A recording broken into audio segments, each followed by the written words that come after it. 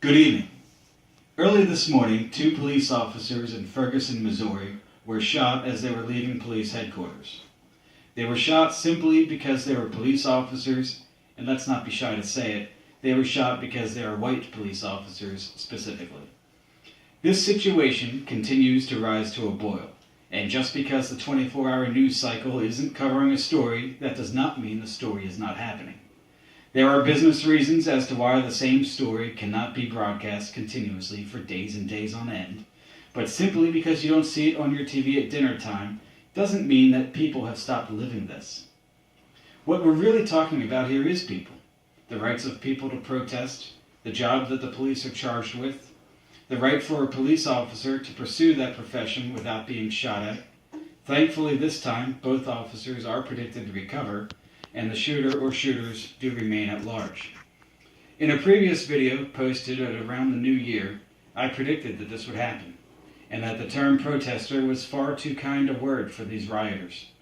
Violent rioting is not protected under the First Amendment, looting is not protected, encouraging violent acts is not protected, so I again stand here and renew my calls on President Obama and Governor Nixon to act to complete their charges as defined by their oaths. I call on President Obama to suspend habeas corpus in Ferguson, Missouri, and any area where racial rioting is taking place.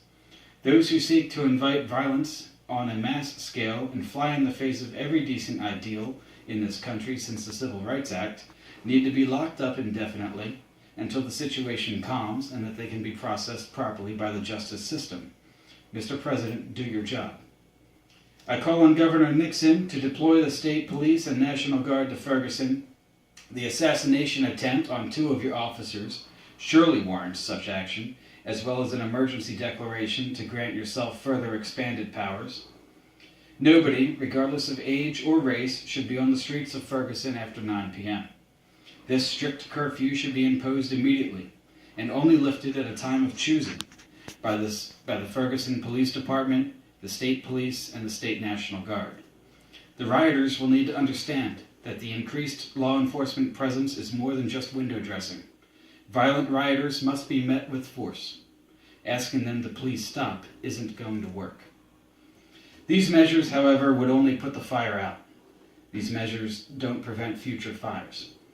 America is a land of promise, compassion, and opportunity. We can't have compassion for the acts that are happening in Ferguson, obviously, but the underlying reasons causing it are long overdue for discussion. Now, I'm not a reparations supporter. I obviously wasn't alive back then, and I've never held anybody back from becoming all they can become. However, we need to recognize that African Americans in particular have been held back because their grandparents and great-grandparents didn't have everything available to them that they have today. And yes, that was because of race. And it was wrong, and there's no excuse because the Constitution and even the Declaration of Independence talks of the rights of all men. All men.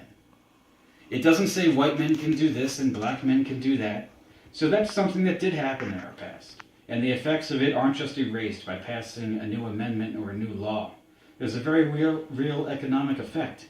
Effects on schools, neighborhoods, cities, individuals, and families. So we need to do more. The welfare system has failed, and in many instances, it's actually broken the backs of black families because it takes away pride and ownership.